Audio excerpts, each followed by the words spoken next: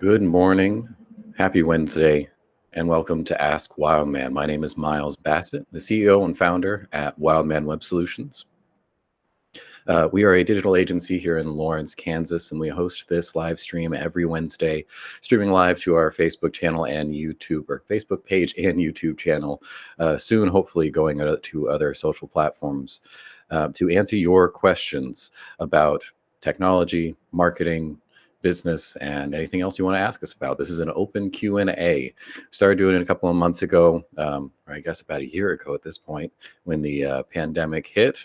We were getting a lot of questions about businesses getting online for the first time or looking to leverage their online presence a little bit more to grow, pivot, or change their business. So we started doing this live stream to answer your questions about anything and everything when we could.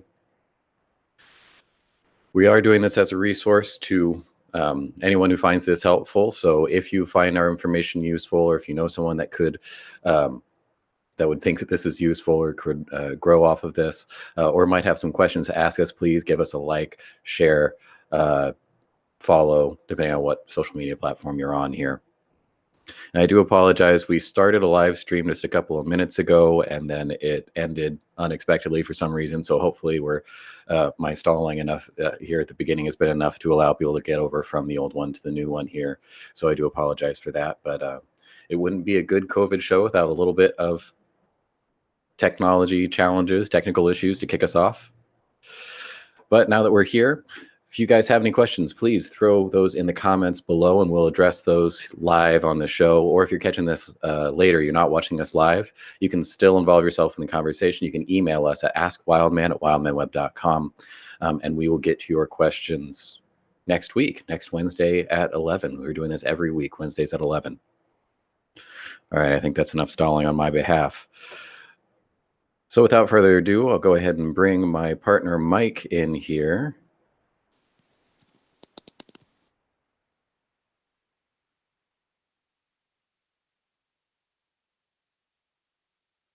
This is not a hologram you are experiencing. How are you, Miles? Good morning to you.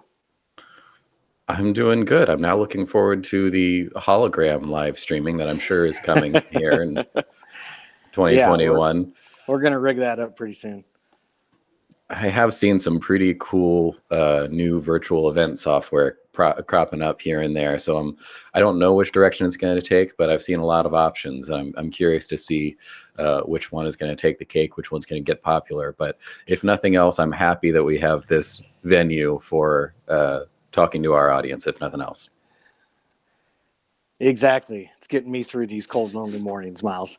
Glad to be here with you. Speaking of holograms, that's what was in the Super Bowl. They had old Mr. Lombardi up there in a hologram. I don't know if you caught any of that. Yeah, Did you watch the Super Bowl, Miles? I know we talked a little bit about this on Monday. Yeah. I'm not the biggest sports guy in the world, but of course I watched the Super Bowl. Okay, I'm glad you put yourself through that. It was a little bit of a torture. I'll admit that it wasn't a very good game from any standpoint.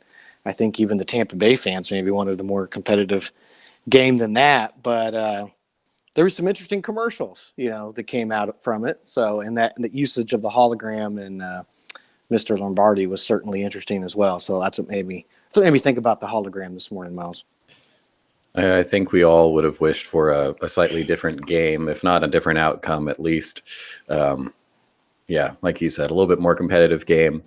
But if nothing else we can take away from this, I mean, we are a digital marketing agency. So, of course, we're all watching the ads. I know that you were watching very intently.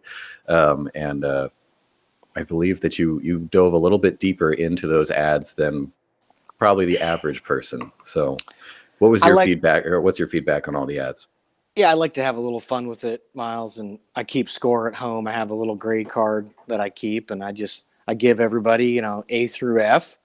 I thought, I was pleasantly surprised this year. I thought it was going to be, it was a tough year, I think, to make a Super Bowl ad just after the year that America had endured. But, there wasn't any that blew me away completely. I didn't give any A pluses out, but I only gave out one D. So, You know, Okay. there was I felt like there was a lot of stuff that was kind of middle of the pack, middle of the road. A lot of people just kind of playing it safe.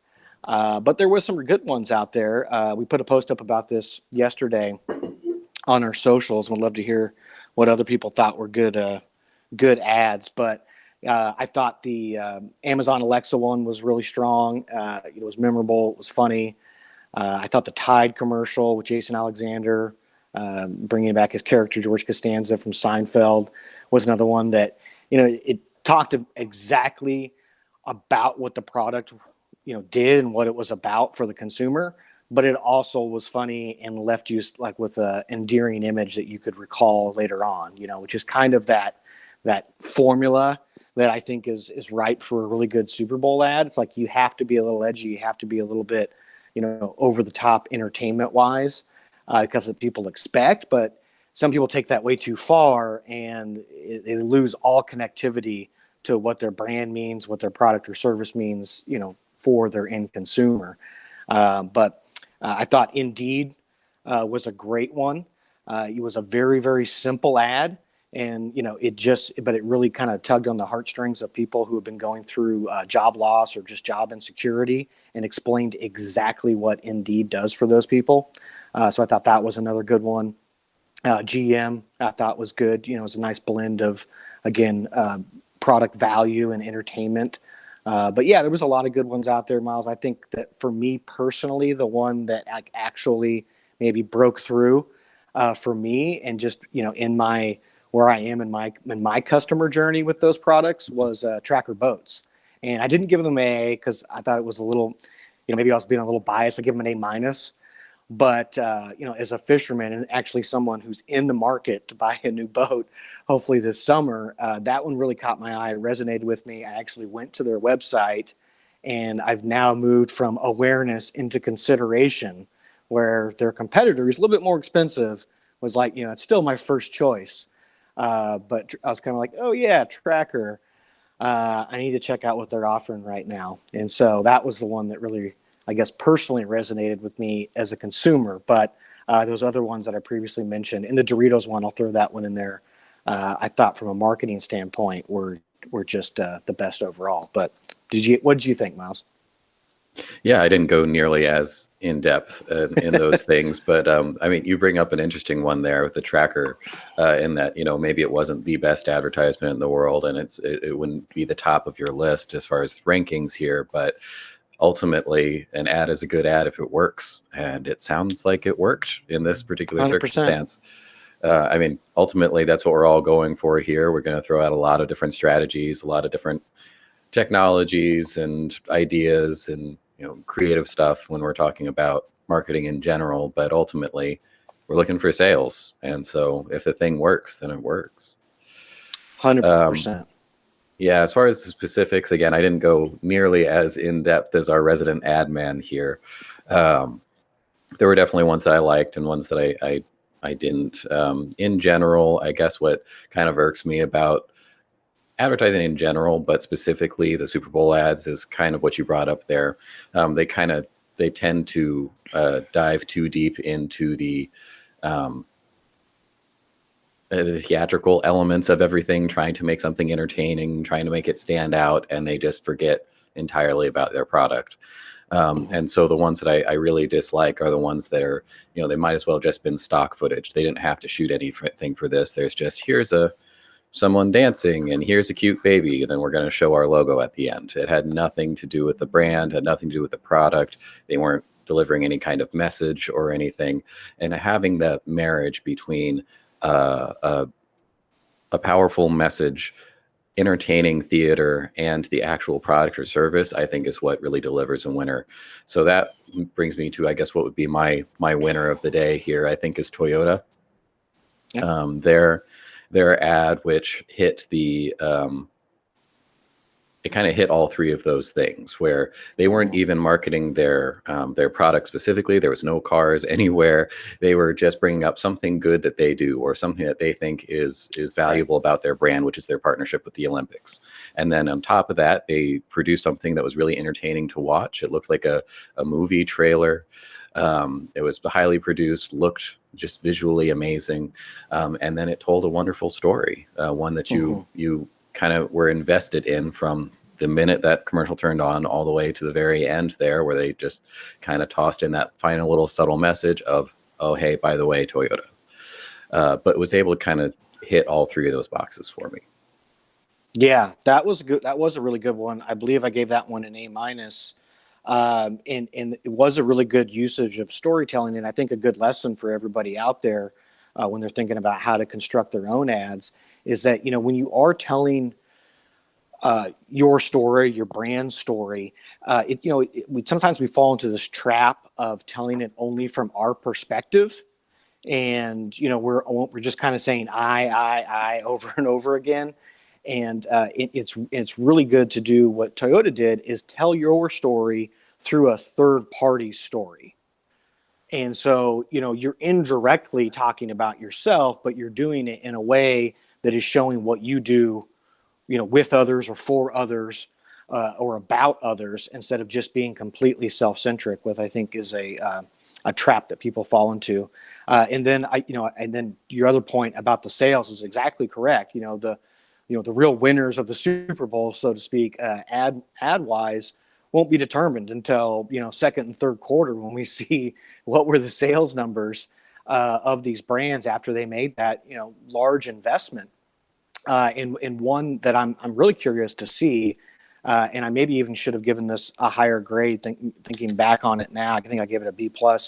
But that was the Oatly commercial, Miles. I don't know if you remember that. Yeah, what was that? So that was, I thought it was a really good ad, but I'll tell you why. You know, first of all, you know, it was a brand I never heard of. Obviously, not a mega giant Fortune 500 company that everybody knows that has, extended ad budget to spend on this thing. They probably, I don't know, they probably spent all, if not a really good sum of their yearly ad budget on that one ad. And I liked how they didn't hire any celebrities. You know, they didn't have any production costs. Literally 100% of that ad budget was going to the message that they wanted to get across.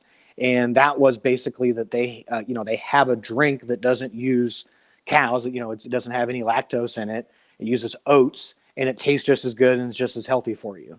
And so they had their CEO do the ad. He was just sitting at a little keyboard and doing this stupid song, basically where he repeated that message over and over again. But I think that's one, you know, you laughed and you remembered it. I think that's one that somebody will remember. And if they see another Oatly ad, or they see the product themselves, they're going to go, oh, yeah, I do remember that message. And so that's a good example, I think, of one where they went the opposite way. They didn't get too cute with it, and they really just honed in on what their message was, probably, because they were hampered in by budget. But sometimes that's the best way to go about it. And I'm going to be really curious to see what their sales look like for the year, come late third quarter and into fourth quarter after that spot. So I agree, and I've got two additions to make there, because I actually thought of you end of this show when I saw that commercial, specifically because you had brought up this point a couple of times of was it shocking the Baroka is what you had said, referring to the Baroka area of the brain, which is the language center, and how we process language. The key there, and correct me if I'm wrong here when you bring it up, is to say that if you can show something out of the ordinary, something unexpected, especially right up front, you pull someone out of the sort of autopilot that you're going through, especially if we're talking about watching TV, we're scrolling through social media. People kind of tend to zone out and more passively pay attention to things instead of actively look into something. And they really succeeded in doing that. That was weird. That was super weird. Just a dude in a field with a keyboard singing awfully about a product no one knew about. Like, that's not at all what I would expect to see in the Super Bowl. So they had that kind of shock value there. And then also the secondary message is that, there is no bad publicity. Even bad publicity can be good publicity. And so I've been seeing on social media and just sort of all over the internet, people mocking this dude for making a weird commercial and singing awfully in the middle of a field.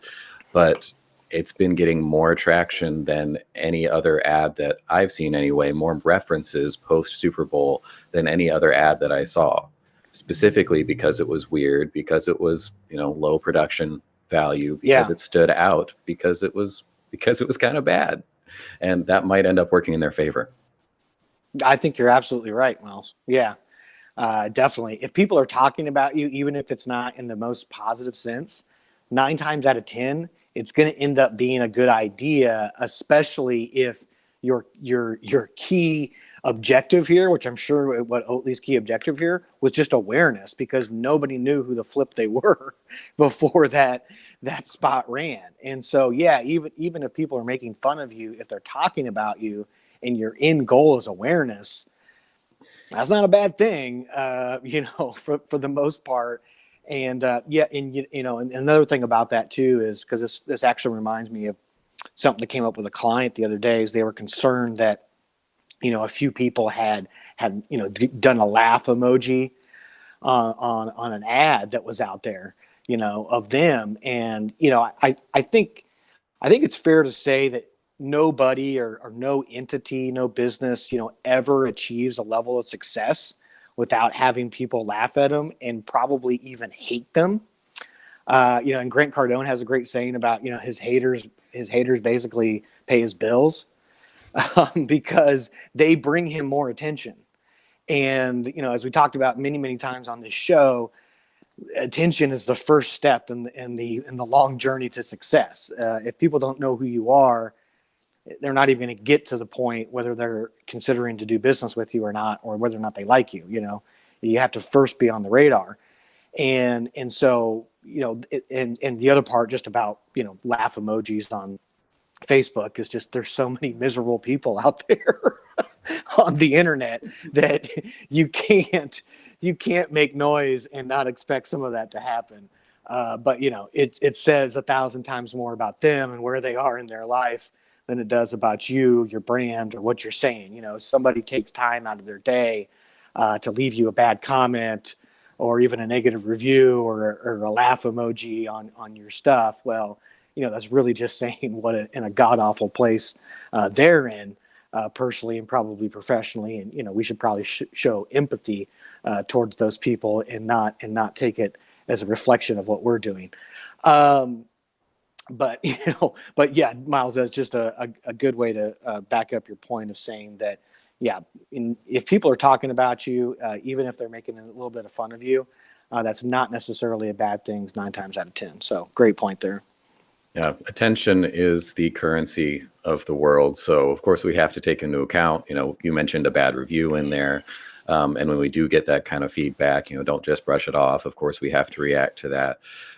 But publicity is publicity, attention is attention. And if you can do something to stand out a little bit, even if it's a little bit weird, then that could be a winning strategy, as Oatly here has demonstrated. And speaking of working, I might be checking that out, as we are pretty much a dairy-free household over here, and been pretty much sticking to the nut-based stuff. And maybe we need to be looking at some other alternatives.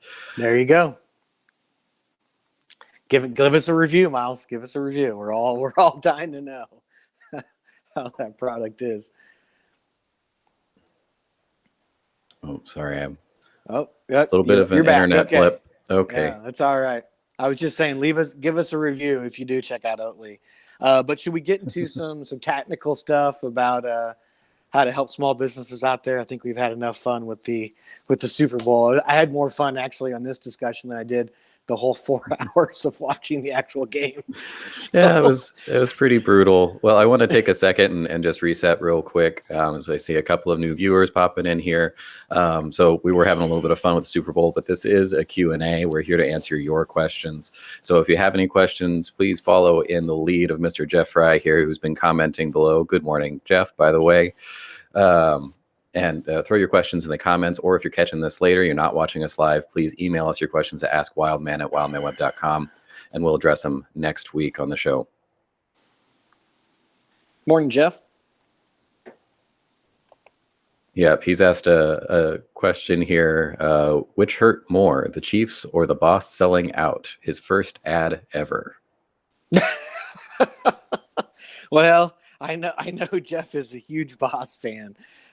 So to me, the Super Bowl was a much bigger punch in the gut. When you only have one player show up out of your 60 player roster for the biggest game of the year, that was definitely a kick in the you know what. But I will tell you, I know the Boss has taken some negative feedback from that, but also go back to our discussion about just when people talk about you, it's going to be interesting to see if his album sales or his downloads go up as this publicity hits. But overall, I thought that was a really good ad. I'm pretty sure that was one of the ones I gave a solid A to. I thought it was a good ad. I thought it tied into the image and the branding of Jeep perfectly, while also kind of taking a leap and trying to make one of the more serious ads out there for sure of that Super Bowl run. So yeah, that was he did get some backlash. I saw that, which was interesting. I'm going Yeah, to we're assume talking about the that Jeep. with Yeah. Bruce Springsteen. Yeah. Yeah. Yeah, I think my only criticism of that ad was his presence in it. It seemed to make no sense. There was no additional value from him given there. The entire point of that ad was to bring things to the center, talking about a church in Kansas. This is supposed to be the everyman driving around in his rugged Jeep. And then we put a celebrity cameo in there. Like, that is the Yeah. last place I would want to see a celebrity cameo at all, let alone him. Like, it just doesn't. It was so oddly placed. Everything else there was cool. All right. So like I said, follow Jeff's lead here and throw your questions in the comments below. We will feature them here on screen and try to answer them to the best of our ability. We're primarily a digital marketing company, so please ask about technology or business, marketing, advertising, design. We'll do the best we can. Or if you want to throw anything else in there, we don't pretend to be an expert on it, but we'll do our best. All right, moving on. See if I can't make this Moving go away on. now. Are we going to talk about KPIs? What's next on the list there, Miles? Well, I did want to do a little bit of a follow-up from last week. Last week we did a live drawing for our website giveaway. So I just wanted to touch on that. There in the last couple of weeks, we've been running a website giveaway campaign. We have been talking about how valuable these tools are to small businesses, especially in 2021, not only because of the pandemic, but just because that's where business is going, and how important it is to have things like a good website. And there's so many small businesses out there struggling. We are a small business as well, and we can't do maybe as much as we would like to help out, but we could at least do something for one small local business and give them a fresh new website. So we decided to do that, and we drew on live on air last Wednesday our winners in KB Painting here in Lawrence, Kansas. So they're a painting company here, interior, exterior painting, interior design, the works. They're really an awesome company, and I'm looking forward to working with them and getting them an awesome new website to hopefully launch them into 2021. I just wanted to recap that, let everyone know that we did that here, and that to keep an eye out for some awesome new stuff coming from our winners at KB Painting.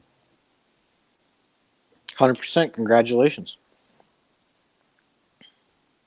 Okay, so now, yeah, let's move on. We've got a couple of subjects here that we're going to go on, but if you guys know anything about what we're talking about, you want to jump in the conversation, please throw your questions in the comments below, and we'll address them as they come. But yeah, I think we had a couple of points on KPI, Mike, that you wanted to hit. Yeah, so we've been getting some questions from clients and prospective clients, and really this is a subject that I think we've talked at least once about on the show, but we should probably be revisiting almost once a quarter because it's such a crucial point and part of running a small business. And what KPI stands for, if you don't know, are key performance indicators. And so basically what we're talking about here is how we can track success in our business, how we can track things like return on investment, return on ad spend, and really have objective standards for how we're measuring how we're doing in our marketing and advertising and how we're doing in sales overall. And I think, Miles, a larger piece of this conversation that needs to be had too are just ways that people can plug holes in their funnel. We talk about the buying funnel, their sales funnel, a lot on this show. It's a critical part of any kind of a business. And the problem, though, is that a lot of small businesses, as we found from working with them over the years, is instead of having a sales funnel or a buying funnel, they kind of have a sales colander. And so instead of being a straight down motion, it's round and it has holes in it, and they lose a lot of leads. Sometimes they lose just as many leads as they're bringing in, and they kind of tread water, and they get into this point where they can't grow, and then they try different advertising, and that doesn't necessarily work, and then they try, okay, well, let's do more advertising, and that doesn't work either, and they're left stuck and sometimes just wondering, well, that maybe this doesn't work for me, or there's not an option out there that can work for me. And a lot of times what happens is when we come in, we discover, oh, well, yeah, you could have tweaked your messaging, you could have done a little bit better with these ads, but you were already bringing in people that were interested. You just didn't have a way to move them down through your sales funnel properly. And so, that's obviously step one. Before we spend more money trying to get people on the top of the funnel, let's take care of these people who are already in our funnel and make sure that we're properly working them down through it and not losing them or getting them stuck in the top of the funnel. And so, some examples of this we find that we've mentioned before on the show, our front desks I'm just going to use an example off the top of my head. An insurance agency or a doctor's office, or anywhere where basically leads are coming through that front desk. That is usually the first place that we find holes in the funnel. And one of the things that we put into place is call tracking.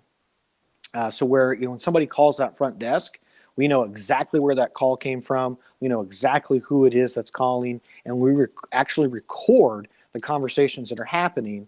And so we can go back and listen to them, and we can, sometimes go in there and train the people who are doing the front desk, or at least let the owners and the managers know that there's a problem there. And you'd be absolutely shocked how many times people are calling that front desk.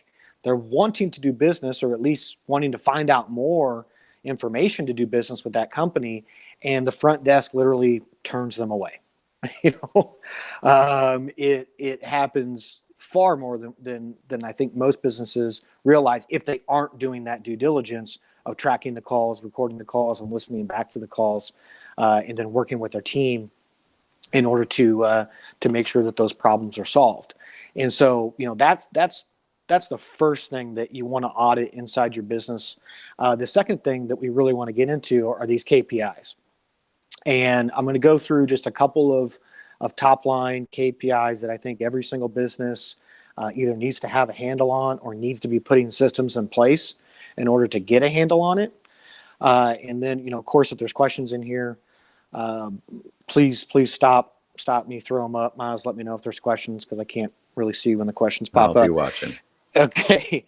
And then, this is some really, really deep stuff. And so I'm going to try to go a little bit wide with it here, but I encourage everybody to Google these terms, learn more about them.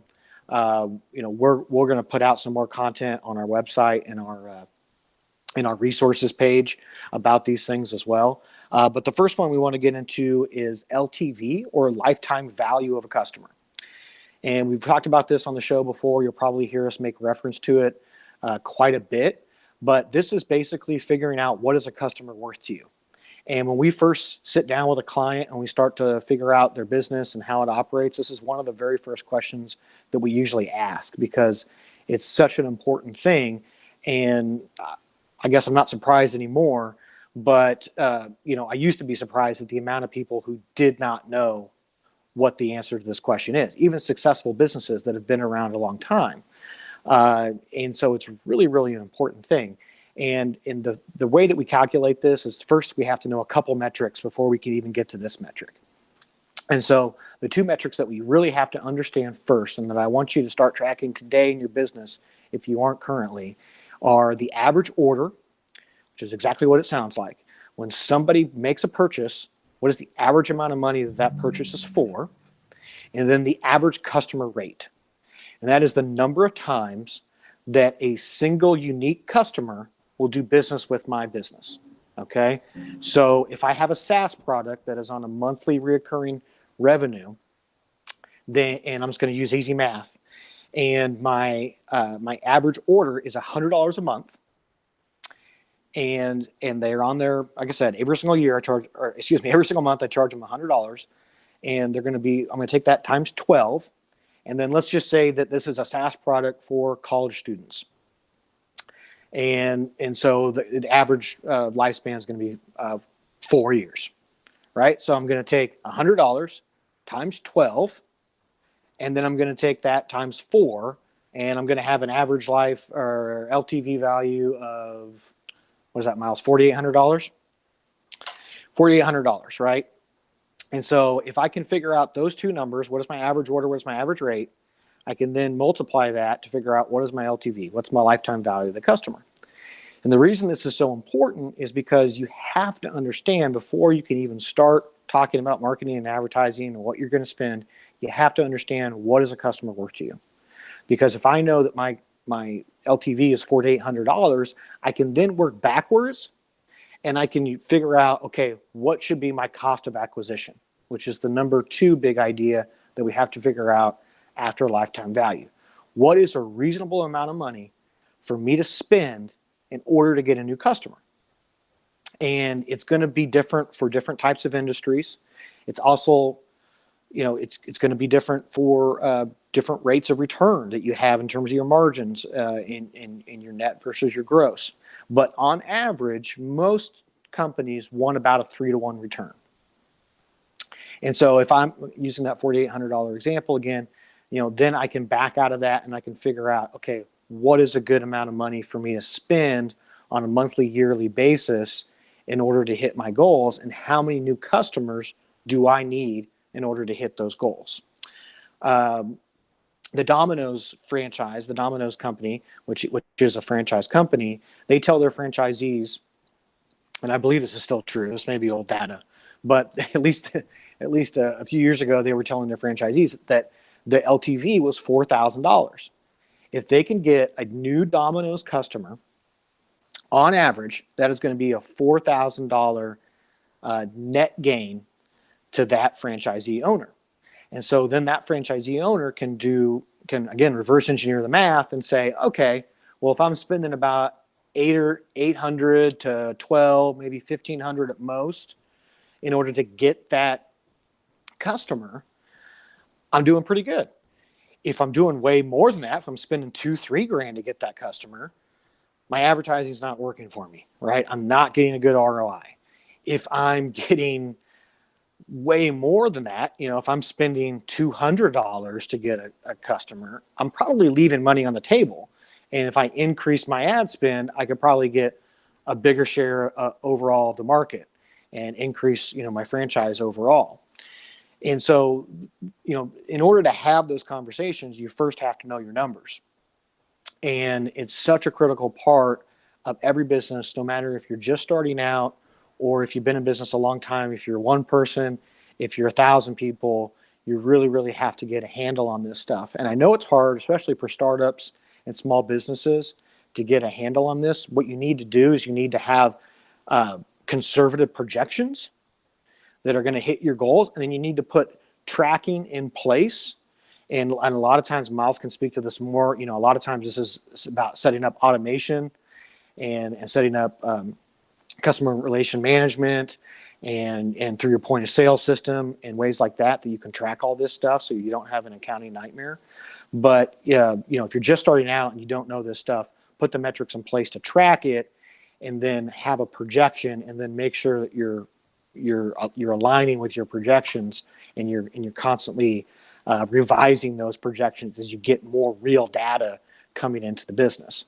But for example, in our business at Wildman Web Solutions, we spend right now on our marketing budget about a third of what our average lifetime value is for a customer. And so if we get one new customer from our marketing efforts over the course of a month, this is on a monthly basis, then we're doing great. Okay, we're hitting that 3-to-1. Now, we may want to increase that a little bit more because we're planning on growing more this year than we did last year. But right now, we're still getting referrals. We're still getting, people just coming in that know us in the community or have, seen us or we're reaching out and networking. And so we're not relying 100% on our marketing and advertising to bring in those new clients. And so those are other factors that you also have to take into account when you sit down and you try to work out, okay, what's a good rate of return for the money that I'm spending? Is how much am I actually needing this marketing budget?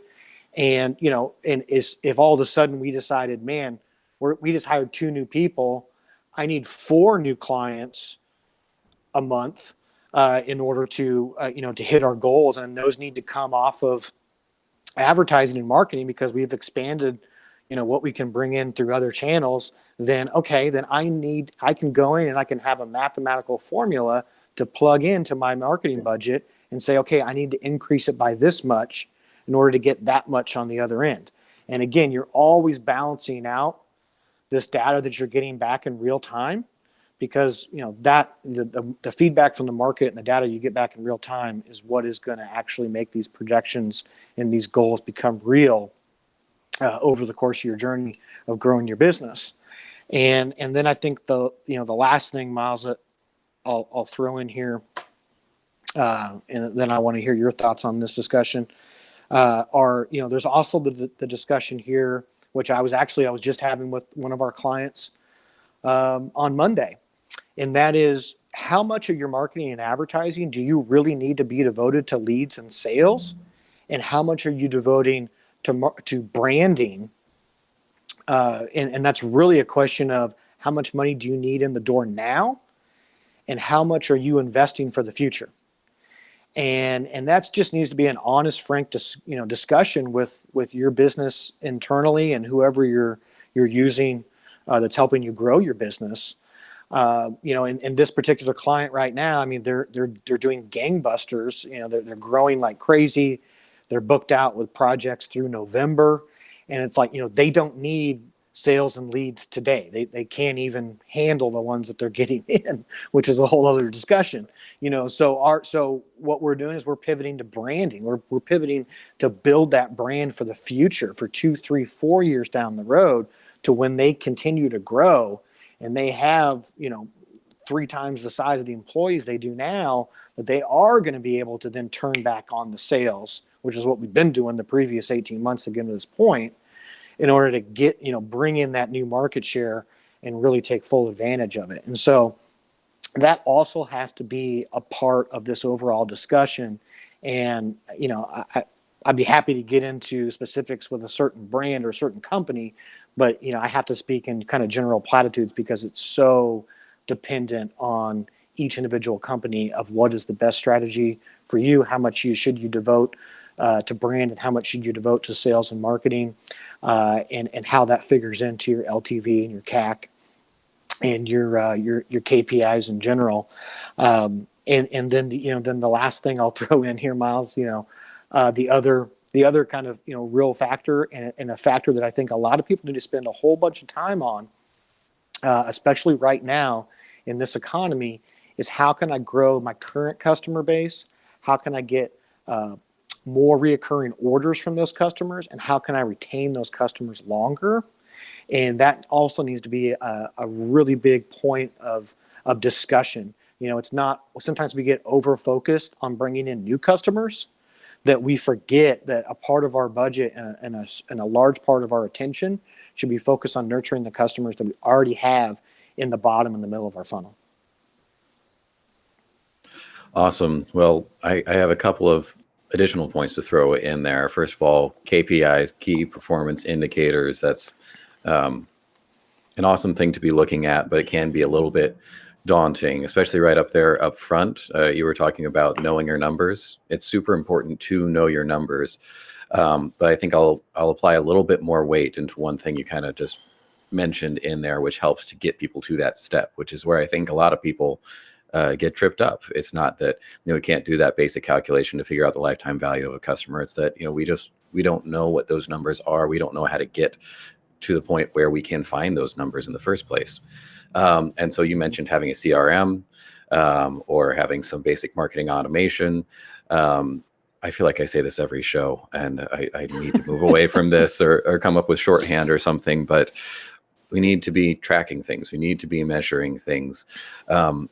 And you can't do that manually unless you have a very small business. You only have a handful of clients at a time. Then you're not going to be able to track all of that manually. You're not going to know who's interacting with your business and what their value is. I mean, even us, we're not a giant business over here. We can't handle infinite clients. And still, if I were trying to track all of this and all of our clients and exactly what they're paying us and what that value is, I wouldn't come close to being able to calculate a lifetime value or an average lifetime value of any of our clients without some help. So find a tool that works for you. There's 100 of them out there. We've mentioned a couple on this show if you want to go back. But you're going to need some sort of CRM. That's just for managing all of your different contacts, all of your customers. It's a database that usually comes with some other marketing tools that just has your customer's name, their basic information, whatever contact info you have for them, and hopefully is tied to some sort of financial data, what they've bought, what they put in, what's your revenue versus profit, what your margin is on all of those sales that you've made with them. And it just compiles all that data and then puts it in a way that is searchable, sortable, organizable, provides reports for you, and really gets you to a place where you can start to put together the calculations that Mike is talking about here so that you can know your numbers and you can understand what sort of performance indicators you need to be looking for, what's working, and what needs some more attention. So I'm just going to put a little bit more weight on that. Metrics, analytics, you've got to be measuring this stuff no matter what you're doing, from social media marketing to email campaigns to your website traffic to if you're putting ads in the newspaper and putting up billboards. You need to have some sort of measurement in there, which is actually one of the benefits of digital marketing and why we advocate for it so much over, let's say, traditional advertising, is that we can measure so much. There's so much data out there for people interacting with your ads in the digital space versus in a more traditional marketing space. It's not really that it's that much more effective at getting your message out to that many more people. It's the fact that we can see all of these analytics. We can see who's engaging with it, where they came from, how they're engaging with it, and then we can get you those numbers that we're talking about here in a much more accurate and holistic way. That means that we can be just that much more effective in our marketing efforts, simply because we have the right numbers, or we have the right measurements that allows us to have the right numbers that allows us to get to the KPIs that Mike was just going into there. 100%, Miles. Yeah, and then on the you were talking about sales-based advertising, getting people in the door today versus branding-based advertising, and equating those to short-term goals and long-term goals. I'll just throw one extra point in there, is that ideally, and again, there's always different kinds of scenarios out there, but generally speaking, your marketing campaign should never be fully one-sided. Ideally, you've got a nice mix in there of more sales-based marketing to get you some leads in tomorrow, and you've got a good portion of branding-based marketing in order to build up your brand awareness and get you more business in the future, a couple of months, couple of years down the road. But never go completely over to one side where if you're in a place where you're doing 100% sales-based marketing and you're not doing anything for branding, anything at all, then we've got some problems that we have to address, and it's probably not even problems in your marketing. There's probably some other issues in here that's making your sales-based marketing not effective enough to allow you to have that extra bandwidth to put towards branding. So even if it's a 90-10 split because you need those sales today, or 90-10 split the other way, like the client you were just talking about there that totally does not need anything right now, for marketing reasons and also just for technology reasons, it's best to keep at least a little bit of something going on both of those sides. Yeah, that's a great point, Miles. I should have been more specific on that. That is a really good point. You can over-index either way. And yeah, and on that client that I was talking about on Monday, yeah, we are still and still going to be running a lead ad, but then we're going to shift a portion of that budget, strictly over to branding. And I think that sometimes branding is the one, especially nowadays, I'd say, that gets neglected the most, because people do get maybe a little bit over. And this is it's a good problem to have, I guess. I wish more of our clients had this problem, but they get a little over fanatical about tracking everything and about tracking all the sales, which is is all obviously transactional type of advertising, and so it's a little bit more difficult sometimes for them to say, you know what, I am going to take a big chunk of my ad budget and I'm just going to put that into branding. And I realize that may not show up on a balance sheet for 6, 12, 18, 24 months.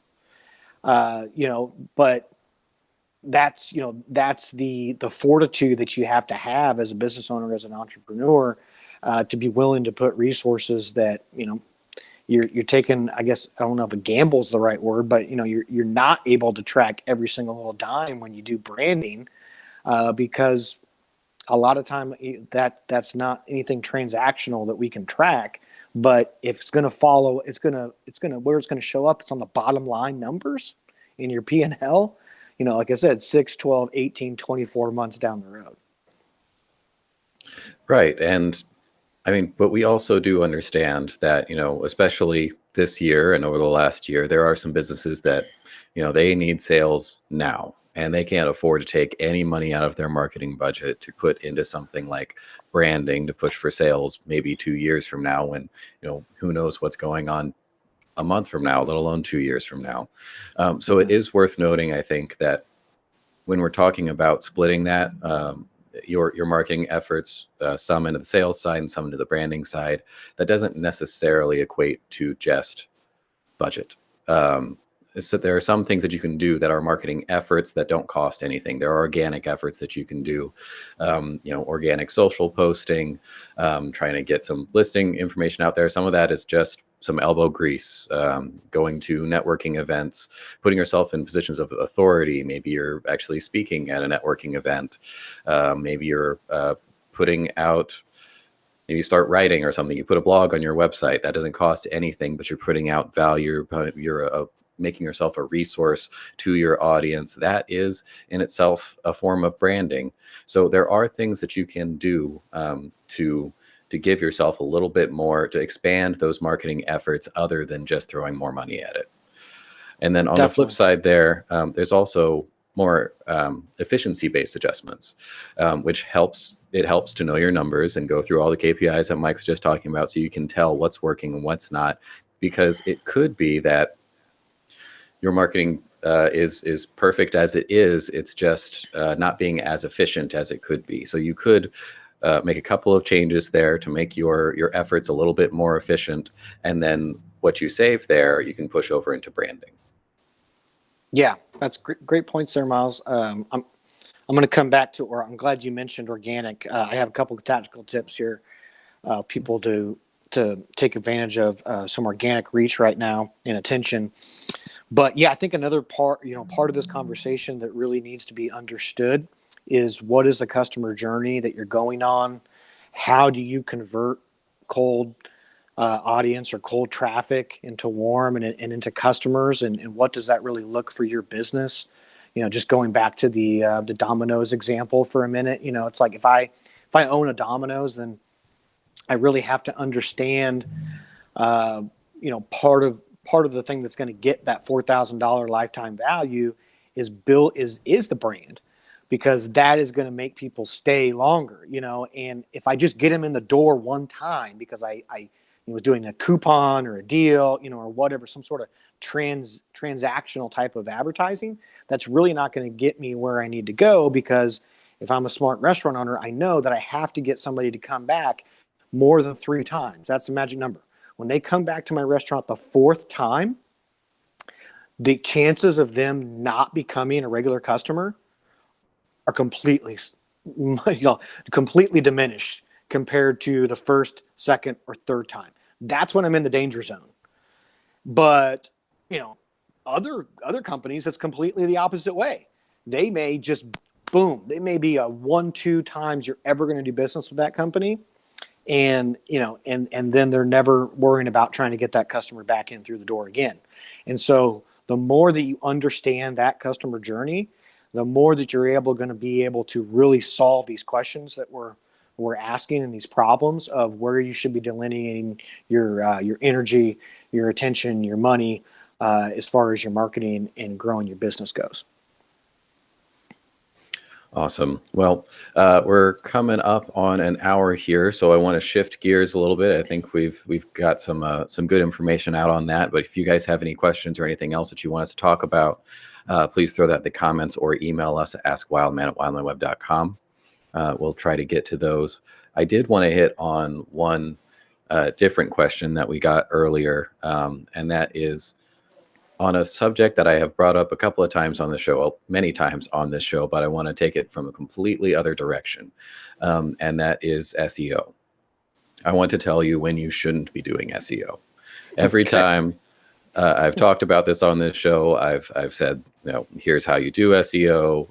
SEO, for anyone watching this, search engine optimization. I know that's not necessarily common knowledge in some circles, but this is just getting found. When someone searches you on Google, on any search engine, really, they search for a keyword relating to your business, and then you're going to show up there. There are some tools that we use over here to analyze the benefit of search engine optimization for different companies, for different clients, and for potential clients. I want to provide some of those tools to you here today to decide if that's going to be the best way forward for you. That being said, there's always a good baseline level of optimization that you need.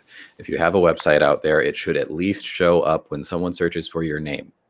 If they're in your city and they search for your business by name and you're not showing up, by God, you need to do some sort of search engine optimization, some sort of listing work in there, because something's wrong.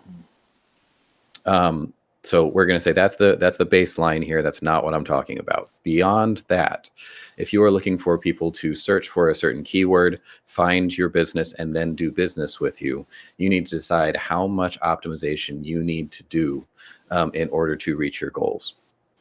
And one of the best ways you can do that is through keyword research.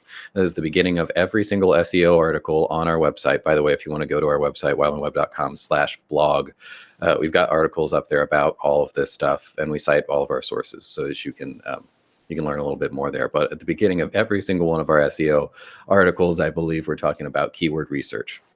I like using a couple of tools. There's one paid one called Market Goo that's pretty good. And if you want to get connected there, we do have a discount code there, so let us know and we'll get you connected with it. It's pretty cheap, but it's a good tool. And then also just Google Keyword Planner. It's part of the Google Ads platform, but you can access it for free if you just search for Google Keyword Planner. Maybe I'll put the link in the comments here in a second. But basically allows you to go and either put in your website, and it will find keywords that are on your website that you are ranking for and that maybe you could do a little bit better on. Or you can go the other way and put in keywords and see how competitive those keywords are. So if you want to show up for a keyword like, you're a restaurant, you want to show up for burgers, Lawrence, Kansas, you can throw that keyword in there and see how many people are searching for that keyword in a given time frame and what the competitiveness level of that is. That means how many other businesses are putting time and effort into ranking for that particular keyword.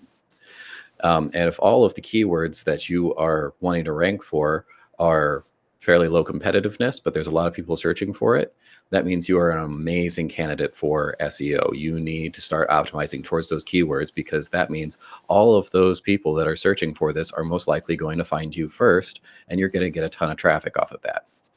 If, however, you are on the other end of that, where your keywords that are relevant to your business just aren't really being searched that much, You've got 10 people searching for this in your geographic area over the course of a month, then and those keywords are looking fairly competitive in that a lot of other people are pushing for that, maybe that's not going to be the best route for you. You could look at some other directions, and instead of putting all that time, energy, sweat, tears, and finally money into search engine optimization, once you get that basic level of you're showing up with your basic business name and maybe industry, then maybe you want to put that effort and those finances towards something that's a little bit more outreach marketing. You want to do some Facebook ads where you can target your audience and put your content directly in front of them. But as we say many times on this show, there are no one-size-fits-all answers. There are tons of strategies in the digital marketing space, from Facebook ads to Google ads to search engine optimization, from organic stuff to paid stuff. And your business is going to need something different from any other business on the planet. So make sure to take all of these things into account, and don't just dive all the way in on one because you've heard of this new strategy. It may not be right for you. So when it comes to SEO, if you're considering doing some search engine optimization, blanket rule, I'd say probably yes. To a certain extent, every business should be doing that. Everyone should at least be hitting that baseline level of showing up with their name and potentially their industry in their area. Past that, do some keyword research, use the Google Keyword Planner, use MarketGoo, use other keyword research tools out there to see if and how effective that strategy is going to be for you. Great stuff, Miles. I'm going to throw one thing on that, Google related. We talked about YouTube last week, and Yes. and the importance of looking at that as an option. And then this morning I saw Google's revenues jumped to a record in the fourth quarter's boosted their spending on paid search and YouTube advertising. It jumped 22%. I think part of that was due to all the issues that Facebook's platform was having, especially in fourth quarter there. And I know a lot of agencies were jumping ship over to Google.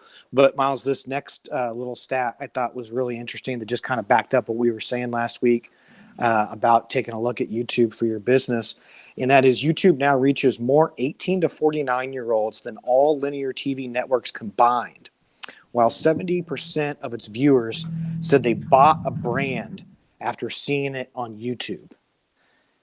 That is amazing conversion right there. 70% said that they bought a brand after seeing it on YouTube. So definitely don't overlook YouTube when you're looking at your paid strategy, which a lot of people have been. It's and like I said, especially if you are doing your due diligence and you're building your video library and getting good video content put together, YouTube is a huge winner. And then I just have one quick organic tactic to throw out there, Miles, and then we can wrap this bad boy up. But we've mentioned this a couple times on the show, but I really want to put a challenge out there to everybody to go on Instagram and create Instagram Reels, create at least one to start, okay, and go on TikTok and create a TikTok.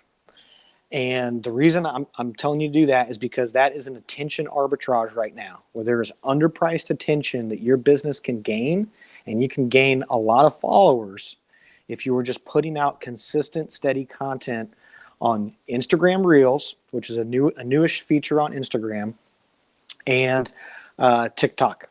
And just Google how to make a TikTok video or how to make Instagram Reels.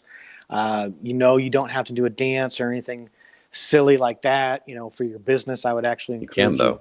You can. I'd probably encourage you. I wouldn't mind not seeing to do some that. funny ones of those. Yeah. Well, Miles, I'm putting the challenge to you too. Okay. And before Yeah, I'm not we doing go, the dance.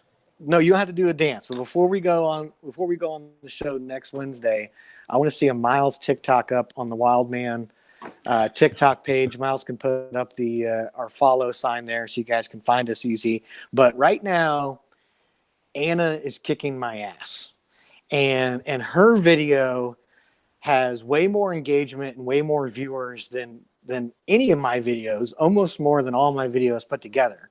And so I think clearly Anna is just more talented than I am. That's why she's the queen of content, and the people love her more.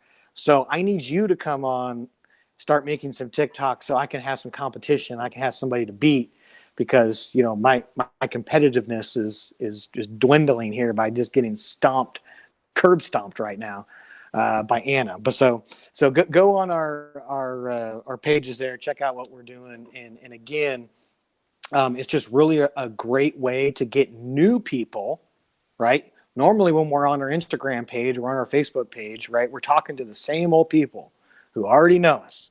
They've probably been sitting in the middle of your dang sales funnel for 2 years, right?